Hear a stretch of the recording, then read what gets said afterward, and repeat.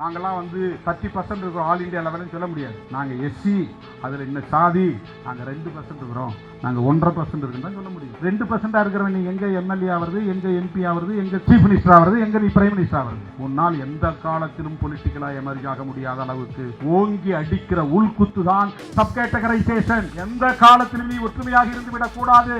எந்த காலத்திலும் இந்த பெயரால் நீ அதிகாரத்தை நுகர்ந்து விடக்கூடாது. எந்த காலத்திலும் நீ ஆட்சி அதிகாரத்தை கைப்பற்ற வேண்டும் என்ற கனவே காணக்கூடாது. பிராட் சென்ஸ்ல பார்த்தாதான் இதை புரிஞ்சுக்க முடியும். விடுதலை சிறுத்தைகளிடம் சமூக நீதியை பற்றி எவனும் பாடம் எடுக்க தேவையில்லை. இதை மட்டும் சொல்ல நான் கடமைப்பட்டிருக்கிறேன். ஜனநாயகத்தை பற்றி விடுதலை சிறுத்தைகளுக்கு யாரும் அறிவுரை சொல்ல வேண்டிய தேவையில்லை.